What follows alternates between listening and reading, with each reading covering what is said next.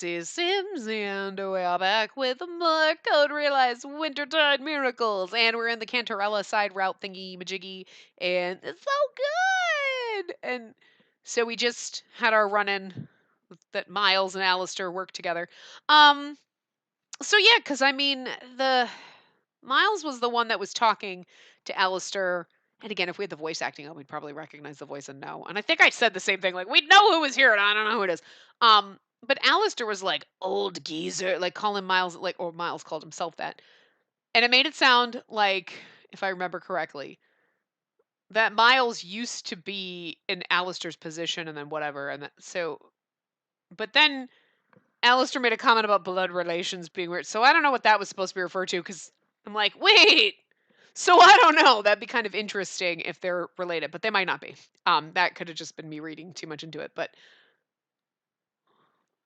it is intriguing to me because then it's like, why is Miles so young looking? Oh my god, are you a homunculus brother too? Anyway, and obviously it was revealed like Cantarella is our homunculus sister. Well, not really, but you know what I mean. She is a product of father, or like that was supposed to be a surprise. Sorry, I figured that out like 4 seconds into seeing her, but I ruined it. That was like the biggest plot point. That's the biggest 180 twist. But anyway, this one's interesting because we've got this whole thing like Miles on the side, like trying to save her, like knowing and using the Zicterium, the poison to keep her alive and whatever, and then turning her over to Twilight. But I don't think he wanted to, you know what I mean? But whatever. So that whole thing. But then it's still like you're like, where's fucking Argyle Giraffe Neck? Eigel? Is that his name? I can never remember, but where the hell is he? So he was like, I'm going to steal my songstress. And he's like adorable and we love him and he's just not here. So like, there's that whole thing that's going to have to come out. So this is like going to be we're going to be here for like 6 days. So anyway, this one's going to be longer than the other ones. The other ones usually take like 2.5, 3 parts. And this is already what? The third part? This is on the fourth one, I think. I think we're on the fourth part now. So yeah. I would not think we're going to wrap it up here. We might have at least another full part or 2 left. I'm thinking this is going to go long, which is cool. I'm totally fine with it. But especially because we don't have all the CG. We got in 1 CG and there's like there's a bunch in hers. I think she had the most. She had more than our boys. Our boys had like, what, 4 or 5? Or 6 maybe? I don't remember. But she's got more. So we're missing a lot. That's all I'm saying. If I remember correctly from flipping through, but I don't, so. She probably only has 3. Like, I don't know. I don't know. Anyway. The shriveled up notebook that looked as though it had been soaked in water and dried. And the series of warm words written within. I'm deeply moved by these lyrics that sing of one's love for someone dear to them, and yet it does little for my melancholy.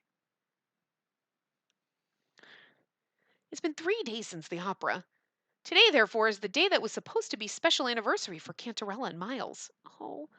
A letter we received from Miles briefly touched on the fact that Cantarella's condition had improved. Ordinarily, this would put me at ease, but I have the results of the examination I administered when Cantarella collapsed. The chronic condition she has, and the cause of her sudden fever is, without a doubt, something in her brain. You mean a mental illness?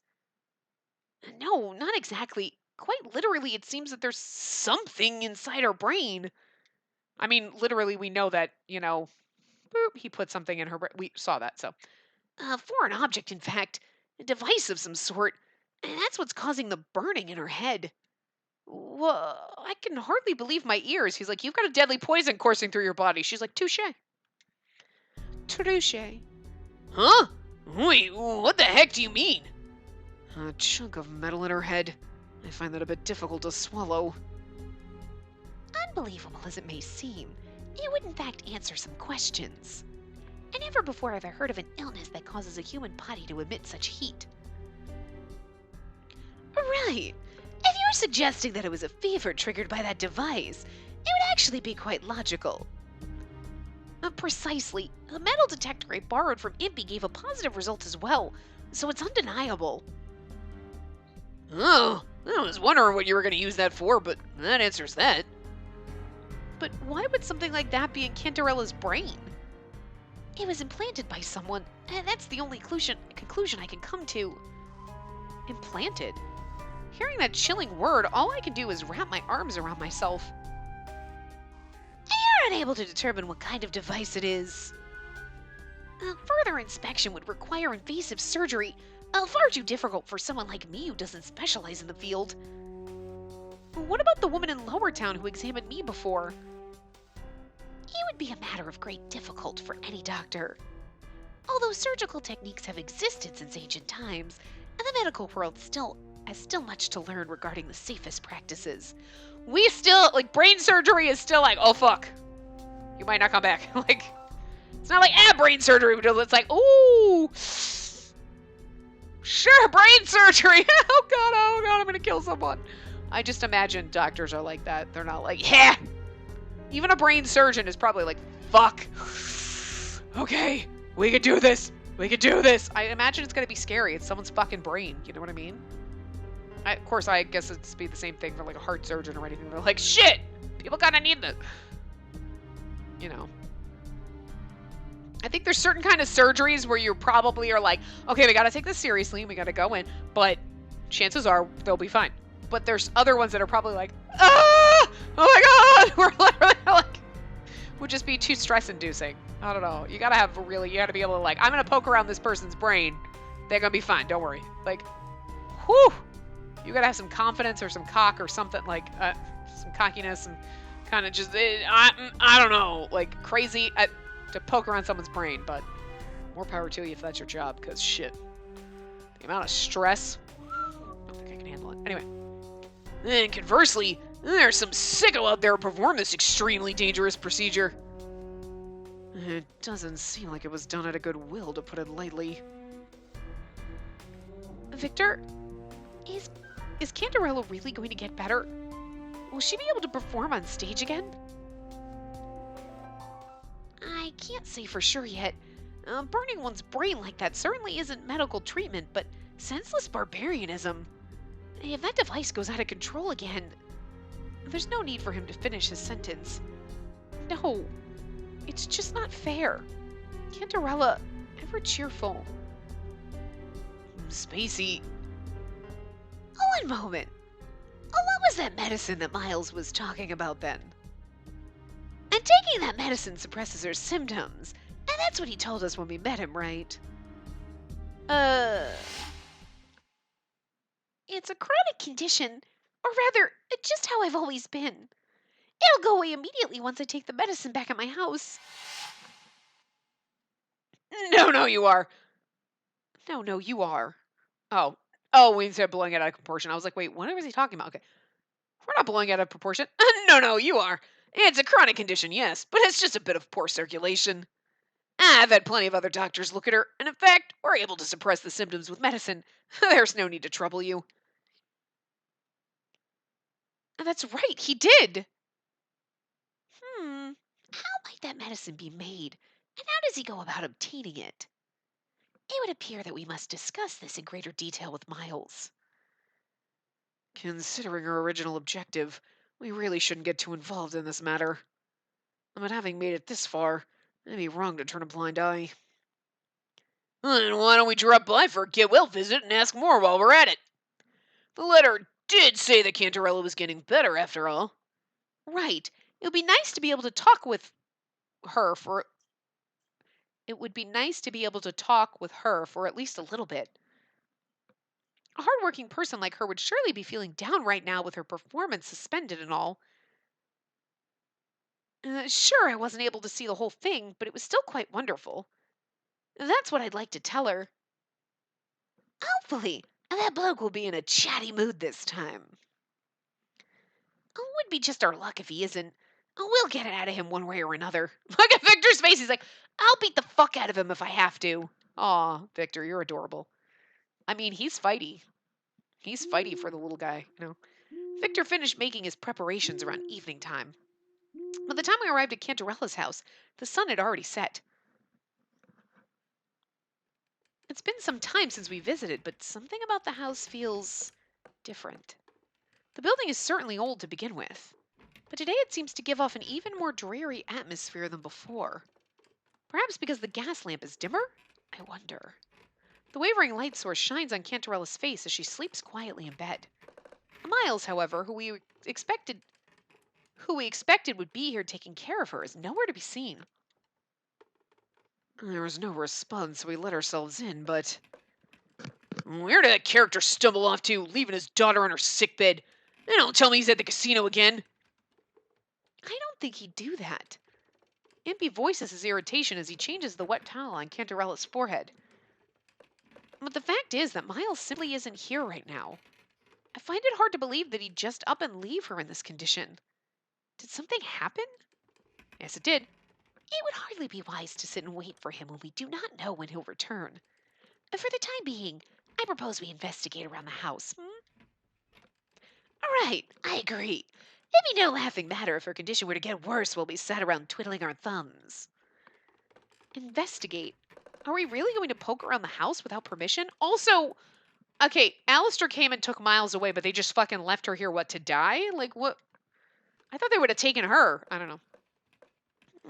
Under normal circumstances, I'd discourage it, but I don't think we have a choice in the matter. And time simply isn't on our side. All right. Maybe we can help if we can just find the medicine. I'll be sure to apologize properly to Miles and Cantarella later. We have no idea if her fever will get worse, so we really can't be concerned about decorum. Exactly. Though clearly feeling guilty, everyone spreads out to search the house, and then eventually... Oh, is this... I noticed something out of place in a drawer of an old shelf that was quite difficult to open. The contents look like ordinary things such as pens and memos at first glance. But as I reach my hand in further, it feels like a board in the back moved ever so slightly. I wonder if there's a secret compartment. Lupin had told me about a particular method. But one can hide something in the back of a drawer by obstructing it with a board, creating the illusion that the drawer is fully open. Just as I suspected, the board lifts easily when I hook the tip of my finger and lift it. Let's see here. I pull out the drawer and peer into the space that was hidden. Could this be... A single small bottle with only a small amount of mysterious shimmering liquid sits there. Did you find something? I did. I think this is Cantarella's medicine. Oh, for good information. You found the real deal.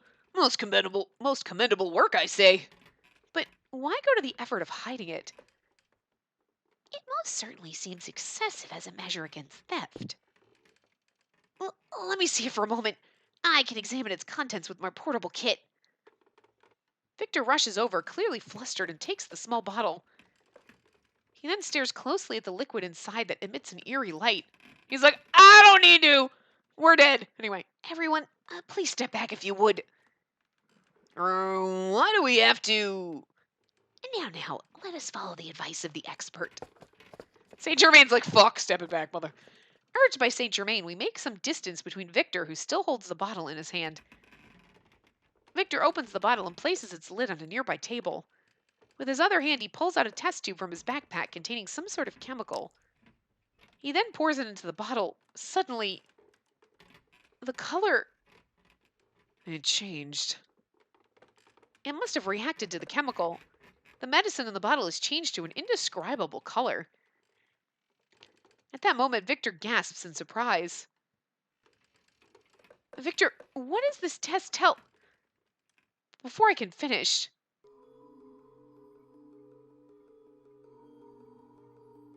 I don't know, because it can't be Miles. Agil? Is that his name? Igel? Igel? Agil? Igel? Is it Igel? I keep switching it and I don't know which one's right. Anyway, I don't know. Anyway, oh, I thought I heard something, so I assumed it was a petty thief. Oh, it's Miles. But it's just you lot. And not that there's anything to steal here anyway. Miles? Seeing him turn up suddenly fills me with surprise more than relief. I didn't hear the door open at all. How did he manage to open that screechy thing without so much as a sound? Welcome home. Pardon our uncouth intrusion. Oh, I thought it distressing to leave Miss Cantarella by herself, so we took the liberty of coming inside. Where the heck were you? A sick person will only worse if they're lonely, you know. Right. I didn't want to leave her here alone, believe me, but I had an errand to take care of. An errand, you say? Miles, would you allow me to ask you 2 questions regarding her? Victor? I wonder what's wrong. Seldom do I see Victor look so intense. Well, here's the thing. Didn't Miles say it was the last time he was going to see her, so now he's back? This is why that's why I wasn't expecting it to be him. I was like, huh. I wasn't, ask away. Oh, but if it's about her measurements, I can't help you there. Even I don't know those. Wow, perv. And now's not the time for jokes. Answer me honestly. First question. Were you aware of the abnormalities of her brain? Of course. Imby and I startle at this at his immediate reply. You knew? Could you sound any more matter-of-fact about it? In here we were expecting you to jump out of your trousers in shock. Well, you tend to get the gist of things when you visit a doctor, after all. But she doesn't know anything about it herself. Put yourself in her shoes, and it'd sound dubious. And yet her condition worsens, while I prolong telling her about its cause. There's a foreign object embedded in your head which constantly threatens your life as it burns your brain. Dubious indeed. Besides, you have no evidence to show her either. See what I mean? Alright then, my second question. When Cantarella collapsed the other day, I examined her. Of course, that included the most basic test, a blood test. And in her blood, I discovered traces of this medicine. Victor points at the small bottle. That would explain why the medicine was out. I'd appreciate it if you didn't poke through someone's belongings without their permission. We apologize for that. We simply... Oh, Victor! Oh! Don't give me that! How is this medicine? Victor raises his voice to a shout. It's a deadly poison! It's diluted, but it's more than enough to kill someone! What were you thinking giving it to her? His angry words echo through the small, dark room. Victor, what do you mean? I force the question out, but it's not Victor who responds, but Miles with a shrug. But now do you see? This is why I refuse to have you examine her, Professor Victor Frankenstein. I was right on the money that you'd notice what ordinary doctors would not. Whoa. You're joking, right? Come now, Imby. It's hardly the time for inappropriate jokes. Does that mean what Victor said was true? They're like, that can't be. A fragile, dry voice behind me startles me. Cantarella? The one person who shouldn't be overhearing this is awoken at the worst possible time. Well, I mean, you're all screaming, so. You're lying, aren't you, Miles? You wouldn't do something like... Cantarella sits up weakly. Where's fucking what's-his-face? Oh my god. Look at his face. Okay, in this situation, that is such a douche face right now. Like, it's precious, but like... Consider the situation. And the way he's looking at her, he's like, yeah, I kind of would. Like, oh, you're such a dick! But if this were any other situation, any other conversation, when you see that face, you're like, oh, it's such a sweet face. It's amazing how the situation changes that look. They're going to put that on at some other point, and you're going to be like, he's looking at her like, yeah, no, I bought your thing that you've wanted the most in the whole world for your birthday. And you're like, oh, you're so sweet and wonderful. And right now he's like, yeah, I gave you poison. And you're like, dick. Same face, totally different reactions. I just love it. Anyway, because it's a perfect face. It's precious and beautiful and wonderful. But right now it's like, oh, you're such a twat waffle. Damn. As she looks to Miles with a hopeful expression, he simply stares back and smiles. Cantarella, oh, what a perfect opportunity this is, thanks to you. What? A perfect opportunity? For what? Miles cannot be evil. Oh my god, Miles, are you actually evil? Like, I don't know if I can handle that. You thought Argyle was evil, whatever his name is. Agil? Igel? We're going with Igel. I don't know. We thought Igel was evil, right? You thought he was evil and he's gonna be the nice one. And like, you thought Miles was just like, you're like an Imby character and he's like an asshole. Dude! I love it. I hate it, but I love it. I wanted Eigel to be good. Be like, no, you're going to be precious and good because you're my Victor Saint Germain love child, and you're going to be beautiful when we take that mask off you. I know it. We have to see him without his mask. Thank you very much. It wouldn't be an Otome game without it, right? But I wasn't expecting Miles to be like, I mean, I think I want to believe that everything he was doing for her was like for noble reasons. You know what I mean? He's a terrible person.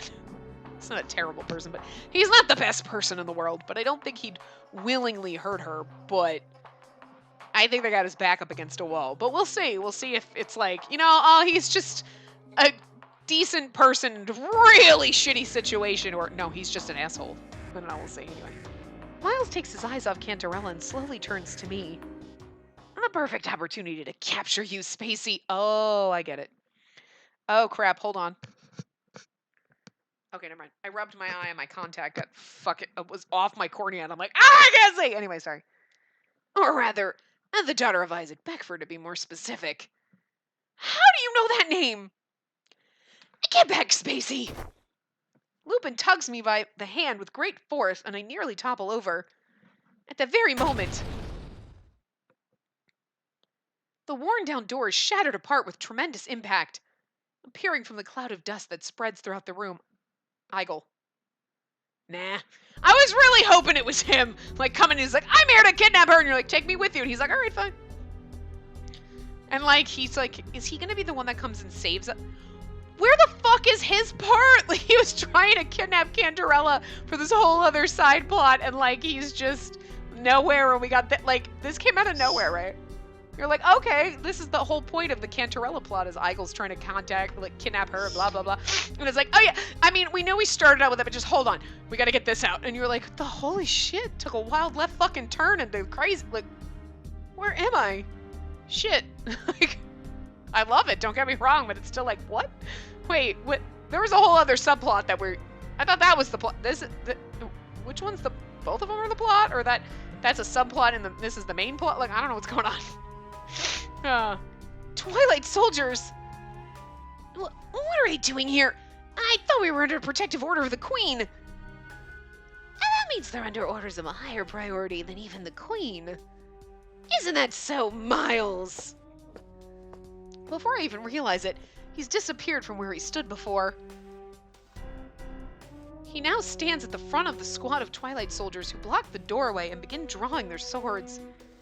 He's no longer making his usual loose, carefree smile, but instead, an indescribable smile that fills my entire body with terror. All right then, allow me to introduce myself a second time. I'm Miles Strand, a wandering gambler. I am not, but rather a member of the special intelligence agency that you're all so familiar with, Twilight.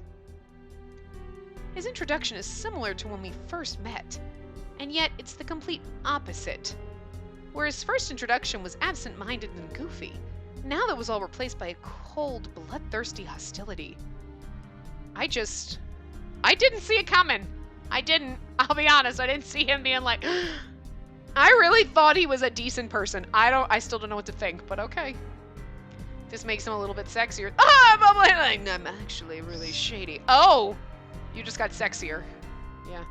Because the bumbling acting like Impy was just an act and you're really just like a Saint Germain character underneath.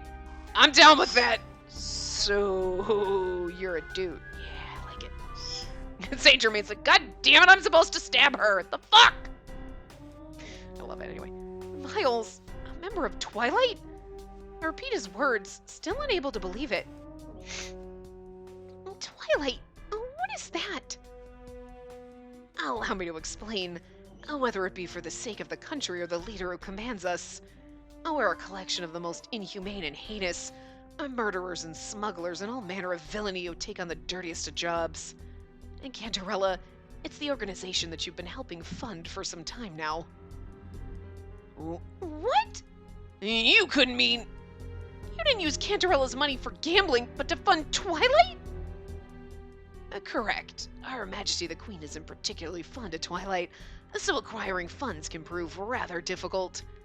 Oh my god. Okay, I'm sorry. I like him a lot more now that he's like an evil douchebag because the Impy act, like, because Impy is my least favorite. Like, I love Impy, don't get me wrong, but he's still like, oh, I love you, my princess. Okay, simmer down.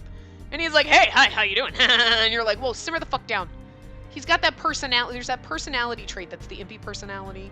Like the guys who were like, yeah, I'm super tough. Yeah, I'm kind of like the jock guy. I'm cool and everybody loves me. Like, those are the characters you're like, it doesn't matter how gorgeous. Like, I don't like the like the lolly boys and those guys. I don't. Like, I feel nothing for you. It's like, no, you're cool, bro. We can go the Naga chorus, right? You're like, you're cool and all. We can do hang and have a beer, but like, I don't want to date you. Like, there's nothing. Like, I got nothing, buddy. I'm not nothing at all. And like Miles, you're like, you're so pretty, but you act like impies. So like, I like looking at you, but like, otherwise, no, dude, no. But now it's like, oh, wait, hi. Now I'm interested. Now I'm interested in you because you are smarmy. You've got the little, see, Saint Germain. Is he like, oh, I'm nice and sweet. Oh, I'm the eccentric. And you're like, he's a weirdo, but I love him. I love the weird ones, right? Shiraishi. Okay. But then he got all stabby, and you're like, you stabby son of a bitch, right? Which I liked. I'm like, it's okay, 10 out of 10. Let me you can keep stabbing me. I don't care. I'm fine with this. So, like, right now, Miles, 10 out of 10 would let you kidnap me. Damn. You went from, like, 0 to hero real fast. Like, I love it. Oh, I love it. You know? Your character is so much more impressive now. Anyway, ordinarily I try to blend in as a civilian, only going for the kill when the mission calls for it. I like something of a spy. But that's all in the past now. From this day on, I'll be relieved of this dull mission and will operate more overtly as Twilight. I see. And to commemorate the occasion, your mission is to seize her.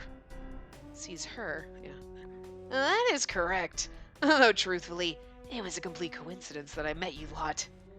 To that end, you truly did a fine job at the end, Cantarella. The end? Indeed. The reason I took you in at all was so that I'd be praised as the good father who took in an orphan and to blend in with the city. For you see, Cantarella, now that I've no need to keep up this facade any longer, but still, he had that moment. I still think that there's something decent inside of him, because otherwise he'd be like, I'd never see her again. And he's like, yeah, whatever.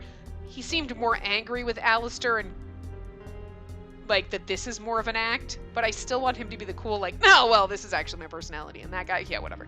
I want this to be more of your personality than the like, nah, it was just acting. Let's go gamble, guys. I don't want that. I don't want you to go back to that. I want you to stick with this. Maybe an in-between where you're like a nice person, but you're cool and sexy like this, because like, look at that face. Fuck yeah. Hi. Jesus. Fucking kidnap me, daddy. What? Oh, God. I'm not drinking, I swear. Anyway. If you'd be a dear and just die, that'd spare me quite the hassle of a messy cleanup. His smirk suggests that this is precisely why he gave her the poison. No! That's a lie! You're lying! The Miles I know is pathetic and constantly gets carried away, but he's a very kind person. Someone like you couldn't possibly kill someone. Oh God, look at his angry face. It's so sexy. I do believe that though, because he was like, he gave her a kiss on the forehead, like whatever, and I think he actually does give a shit. So I think this is kind of an act, but I'm curious to see where his personality falls when this is all clear, because I don't think he's going to stay a bad guy. I think this is an act, you know what I mean? And maybe he's trying to push her away so that, like, you know what I mean? Hurt her so that, because he's now stuck in Twilight and he's not going to be able to help her anymore. And he's like, and maybe he won't feel so guilty. I told her to go die! He's trying to hurt himself more. You know what I mean? There's like some kind of psychological fucking shit going on in his mind with this. I don't know. Talk to me! Oh, what's the matter? You're never this quiet. Tell me in the usual lighthearted way. So you're fond of that particular side of me. In that case, I'll make it a special exception and tell you. He makes his usual bright smile as he speaks. Cantarella seems relieved to see that smile, but I've had quite enough with the playing house routine. She freezes and immediately sinks into despair. Cantarella! I rush in to support her as her knees go out from under her in shock. Tears flow like a waterfall from her single wide open eye. You bloody scoundrel! And here I thought I was a good judge of character. As it turns out, this fellow is rotten to the core. Even I'm not willing to forgive you even the most itty-bitty iota.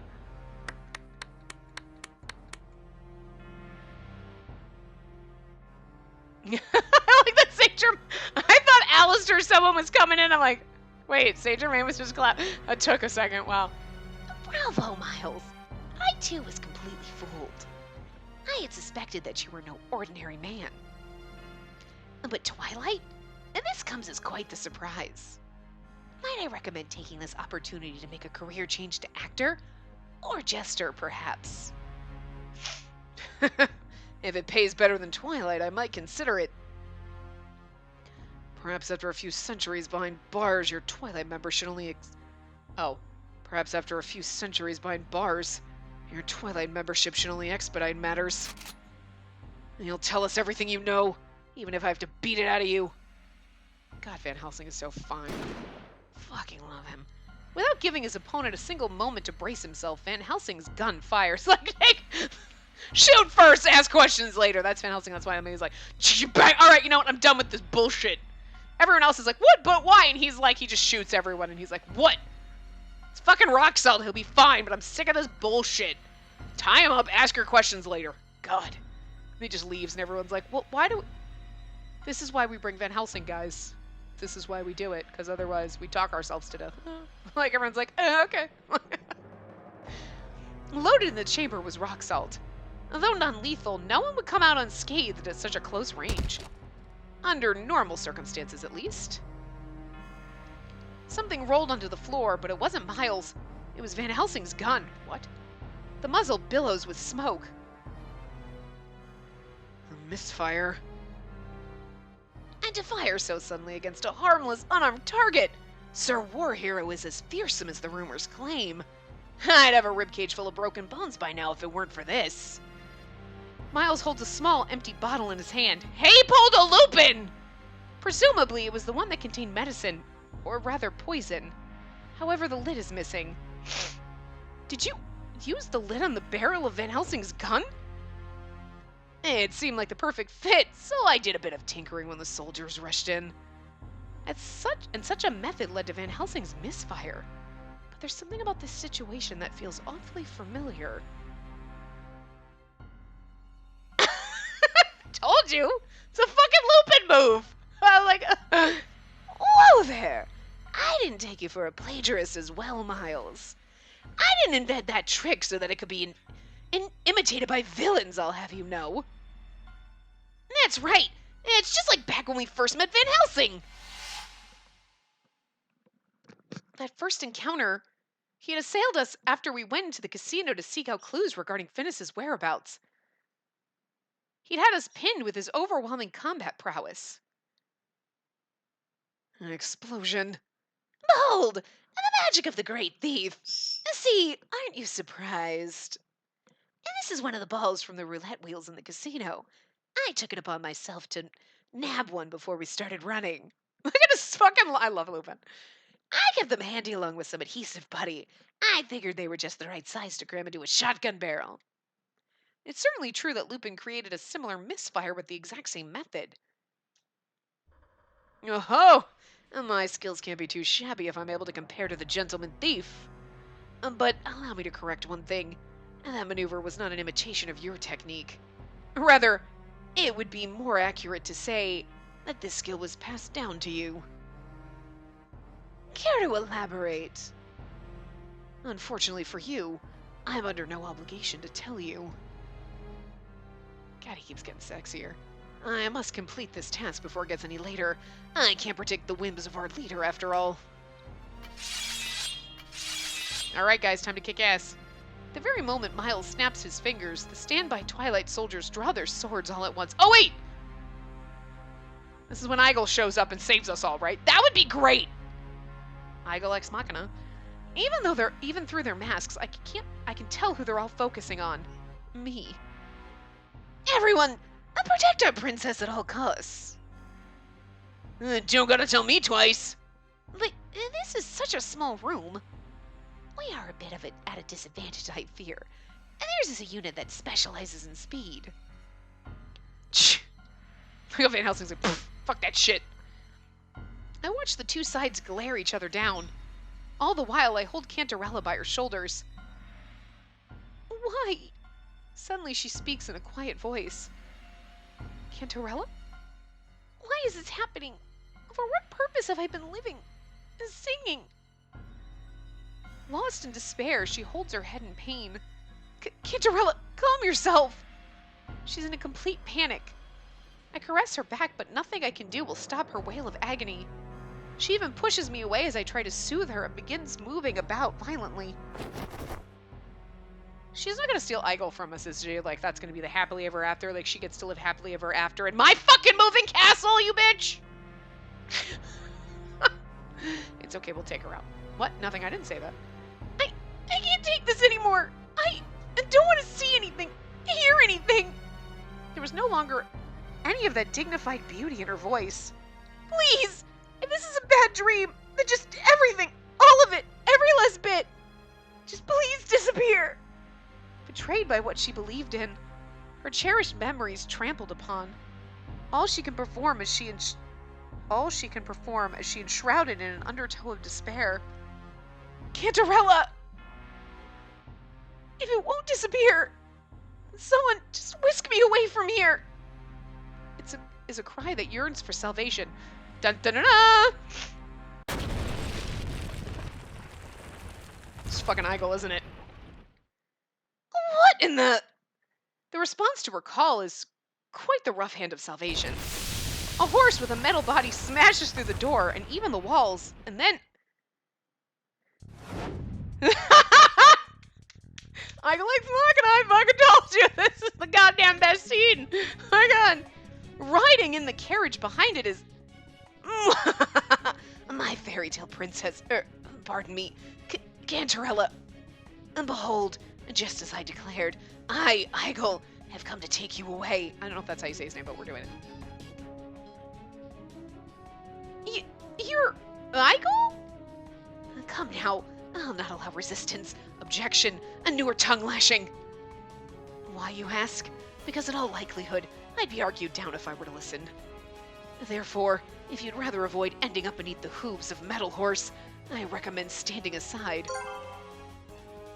I got Eigel's Metal Horse. I don't know. I can't remember. A mechanical carriage of extremely advanced technological design powered by a steam engine. Is he wearing a fucking dress? Because those are boots. He's wearing a fucking dress. Because those are his boots. These are like his knees and his feet and our screen. I'm sorry, but if he's wearing a dress, he's definitely my man, and I'm gonna knock that Cantarella bitch out of the fucking running, because I'm sorry. You're gonna be gorgeous under that mask, I know it, and you're wearing a fucking dress. I'm down! This is my man right here. Oh! Where's the beautiful man in a dress to come rescue my ass? I'm just saying. Anyway. Now then, come along with me. Eigel, and the castle. We're in need of you. She was unparalleled in this world. I can sing good too. I can't, but there's no sense of ulterior motive to Eigel's words. He simply presented his desires earnestly. Meanwhile, for Cantarella, who just lost everything dearest to her, it's no wonder that she saw it as a ray of light. Showing no signs of resistance, she's pulled right into the carriage with great force. Wait! Cantarella! What about us? I can't help but stare in astonishment, but there's no way I can just stand by like this. With hardly a second thought, I cling on and jump into the carriage as well. Yes, Spacey's like, see you later, bitches! Exactly what I do. Noticing the two new passengers, the horse lets out a booming neigh and kicks up the broken floor. the same time, a sweet smell wafts through the carriage we rolled into. Could this be sleeping gas? No sooner had I spoken those words than my eyelids turned as heavy as lead. Igel's like, sweet, 2 for the price of 1! In the split second before my eyes close, Spacey! Van Helsing's voice calls for me, and I miss you, Spacey. Cantarella! I hear a voice that sounds far too desperate to be an act. Miles's yell is left echoing in my ears and mind. See, I told you he actually cared about her. I believe that. I believe that he did. But I think he had to do the whole, like, Twilight act thing. And I think it was easier for him to push her away and hurt her because he was probably, like you said, never going to see her again. So,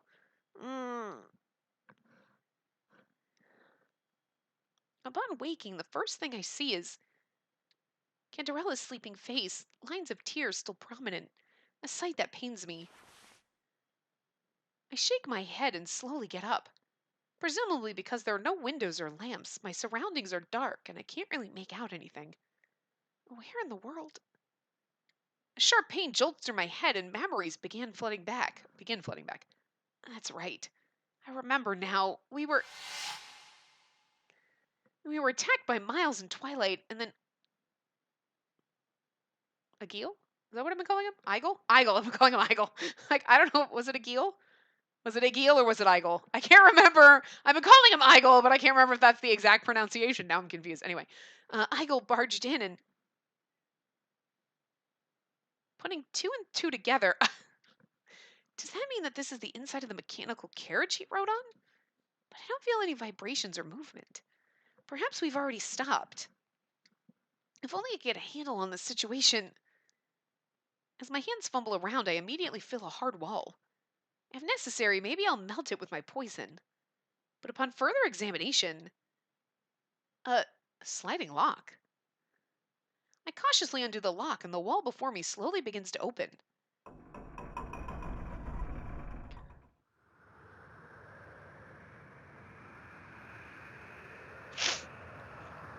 It's actually really fucking cute. Squinting as the light pours in, I'm greeted by a desolate wilderness and the mechanical carriage that brought us here. I had no idea so much time had passed already. It was already the middle of the day. Mechanical horses. I can only wonder if they too were, in a sense, an artificial life, and their creator, could it have been Igel? I can't help but stare as I ponder. The horses that were constructed of machine parts simply continued to wait patiently without so much as a snort or a neigh. Then suddenly, as I look around, wondering if there's anything of note in this wilderness, I wonder what that is. That's his castle, but it doesn't move. She has to sing in order to make it move. It's fucking. I see what appears to be a small tower standing there alone. Like, I'm just so curious about his actual story and like what the deal is. And standing before that tower is the masked man we encountered earlier. Igel?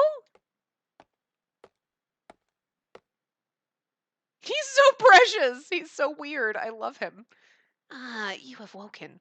I welcome you to my castle. You're an unexpected guest, but so long as you do not intend harm, you're welcome here. Is this the castle you mentioned? How do I put this? It feels a bit on the small side to be considered a castle. Do not be fooled by its looks, O commoner girl. Once you enter, you shall bear witness to its greatness and realize that it's more than qualified to be called a castle. Thanks, but no thanks. Without further ado, do allow me to show you around. Oh, but might I request that you first remove any sand and dirt from your shoes? Well, so much for diplomacy. Somehow I'm not surprised that my words go in one ear and out the other, because he's so precious. I'm under no obligation to follow his orders, and I can probably stump him if I tried. But even if I did, the fact remains that I'm in the middle of nowhere. I have no idea how to get back to London. Plus, he's so sweet. Why would you're like, okay, strange masked man with the giraffe neck? And most of all, right now, I don't want Cantarella to strain herself. It should go without saying that she wouldn't have the physical or mental energy to wander around. All right, I'll follow you for now. But Cantarella isn't awake yet, so I'd appreciate it if you waited a bit longer. Oh, I thought it was strangely quiet. Very well, I shall carry her then. He's so fucking adorable. I love him so much. Cantarella, why you gotta steal the best ones? You're gonna leave me with Miles? Really? You know what? No, you keep Miles. And I'ma take Igel because he's too fucking adorable in his mask. Like, I cannot wait for the reveal. He's gotta have a face. I mean, he steps closer to the carriage and is able to carry her with ease. He's much stronger than he looks. I must admit, I'm impressed. I follow his guide and begin heading inside the tower. I cannot fucking wait to see what he looks like. I cannot. As he leads me through a hall area, I look at either side of us. Just as he said, the interior seems to be quite a bit bigger now than how the tower looks on the outside. So not only is this Hell's Moving Castle, it's a motherfucking TARDIS. Oh my god! He's a mysterious, gorgeous man. Again, he's in my head, my love child of Van Helsing and Saint Germain, so he's gorgeous. He's a little weird. He's wearing a dress, what I assume anyway. He's goddamn hell. He is a moving fucking castle TARDIS. That is like, he's fucking perfect. Look, Van Helsing, I love you. Igel might surpass you. I don't know. It really just depends if he's prettier than you. But I'm just saying. I'm gonna get my boys to live in the moving castle TARDIS with Howl here because I'm down for this. Like, I need a route with this motherfucker. We need this in the next fan disc. Oh my god. I just want the whole story about him. His whole life story. That's what I want. Anyway. Although a bit lifeless to be called a castle, I'd say, not to mention plain. That's so rude. Don't be rude to this poor thing. He's like, oh. He's like, oh. Her eye finally opened. She stares at me sleepily from Igel's arms. Cantarella, you're awake. How are you feeling? Right. Perhaps the sleep to me well. But I feel a bit better now. I'm sorry to have troubled you, Spacey. There's no need to apologize. Besides, if I hadn't gotten involved, this wouldn't have happened in the first place. And Igel saved us, even though he's so crazy. I love him. So, I'm sorry. She doesn't know anything about my situation, but I'm sure she's a guest to my relation with Miles's betrayal. Even so, she just smiles weakly in response, not a hint of blame in her expression. I would appreciate if you refrain from ignoring me, especially when you're in the arms of your savior. Oh. In here I thought I was sitting in the most uncomfortable chair, but it's just you. Okay, I don't want her to have him because I love him, but I love the sass she gives him, and this is perfect, right? She's like, whatever, and he's like, aw, why are you so mean to me? I fucking love it. Shouldn't you at least act surprised or thank me in this situation? Ignoring him, Cantarella nimbly gets out of his arms. This poor fucking thing, he's so adorable. No matter, however impudent you may be, and now that you're here, you're under my control. And now then, Cantarella, it's time for you to offer up your voice that I might reap its succulent fruits. Is he like our age? Because he looks short. He looks like he a boy. Wait, no, he needs to be a beautiful man. Still, I still love him anyway. I don't want to. A curt reply. This poor thing! What? But why?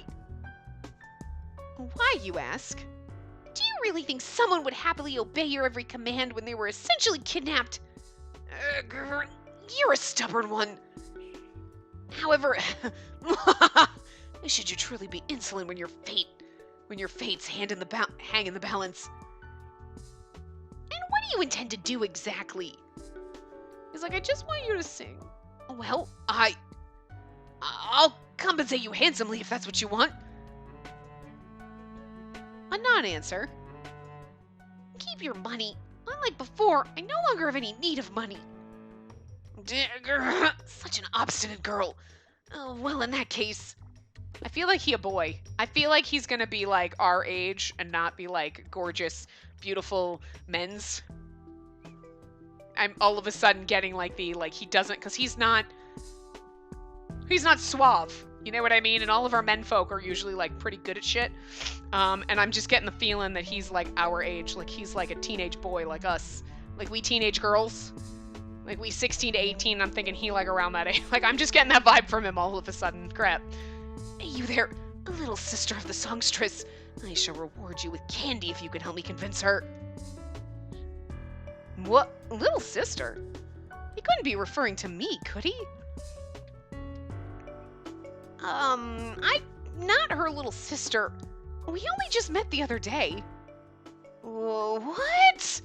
But you look rather alike, so I just assumed. That was my last resort. If that was your last resort, I'd say you didn't think this through very well. At a fundamental level, this person isn't fit to threaten a fly. Igel, first of all, we don't even know what's going on. Why do you want Cantarella to sing here specifically? Right. If you don't at least tell me that much, I can't even begin to take your request into consideration. A fair point. It's true that hiding my true intentions while forcing you two to do something may be unreasonable.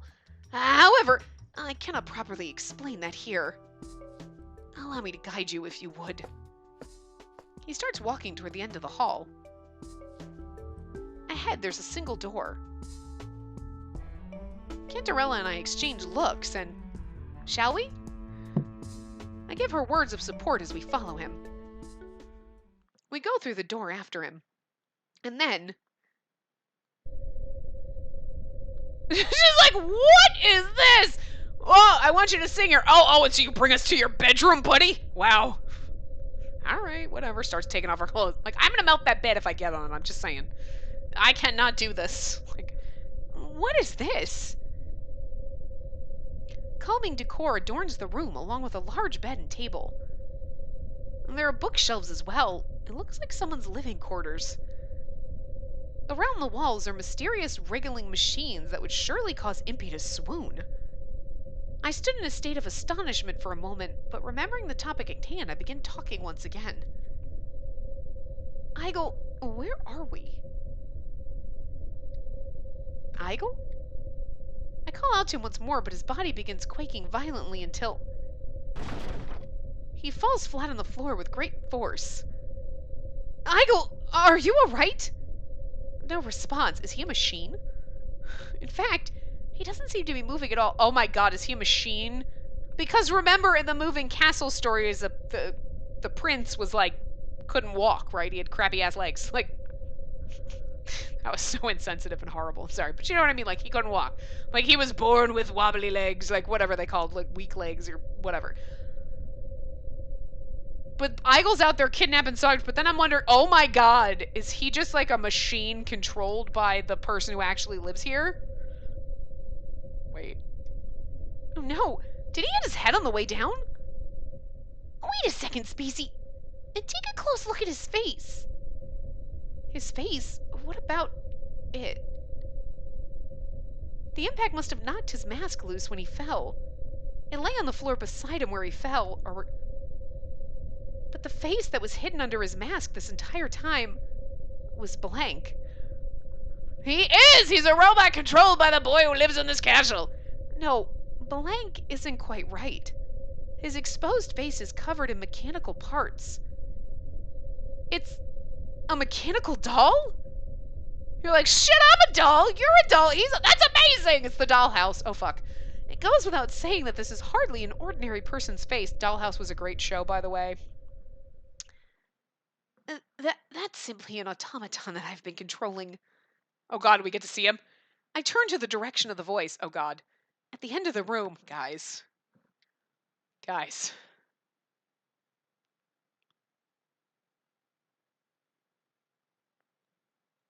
Oh my god. Guys, he looks like a baby Lupin. He's supposed to be Van Helsing and Saint Germain, but he has such a fucking Lupin face.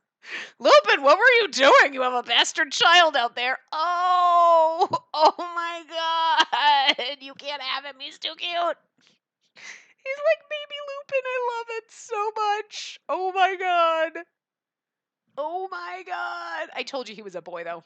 Like, he's probably a little bit older than us, but like roughly our age. Anyway, a young man sits upon a large chair-shaped doll. Well, Is one supposed to introduce themselves in such a moment? I'm the real Igel. He's so adorable. I can't handle it. Oh, precious. So you mean... See, he doesn't actually have a giraffe neck anyway. That you were controlling the mask you from this room? Right, something like that. He acknowledges this fact as though the amazing technology were only a matter of course. This young man doesn't give the impression of a skilled engineer, but... I see. I thought that you were abnormally strong, and not to mention your body being uncannily hard. But you seem so different from when you were controlling the doll. Automaton! Wow, Spacey can't read! An elaborate doll that resembles Igel down to the finest detail. Well, except for the fact that his legs work. Poor Igel. Igel himself controlled it from the castle. All outside activities were performed by this automaton. And it resembles him. Not really, maybe the height. But otherwise, not really. Because, I mean, the mask, right? It's only natural. It's been almost 5 years since I've met someone face to face with my physical body. Of course I'd be a little nervous. He's so sweet. 5 years? What have you been doing during that time? Well, I've been living in this castle. What else? Don't your friends come over to visit, or... I don't have friends. Oh, we'll take you back to live in St. Germain's mansion with us. We'll be your friends. I love him. What about your job? I don't have one. I inherited my parents' wealth, so I have no reason to work. Lucky! Lucky, you son of a... I inherited my parents' wealth. I don't have to work. That's why Spacey's alone. Anyway. Right. You're nothing more than a good-for-nothing, deplorable shut-in! What did you say?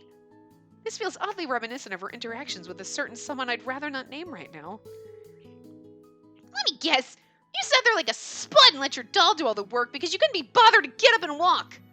That's not her voice, sorry. That's not it. A powerful, restless denial. I was born with bad legs and thus cannot walk properly. Believe me, I'm not showing you this unsightly appearance because I want to. Unsightly! Oh my god, you're precious. Oh, you're a beautiful Lupin baby. Igel grits his teeth and stares at the floor. I'm sorry, and that was insensitive of me. No, it's quite all right. I can't blame you for your reaction. Igel, you showed us your true self like this. Is this related to your objective? Indeed it is. Allow me to tell you about my past, if you'd listen, and perhaps sympathize with me even just a little. Then please grant my wish. Okay, I'm going to end it here before we read his backstory. We'll read his backstory in the next part. So I will see you guys next time. Remember to give the video a big thumbs up and subscribe to see more.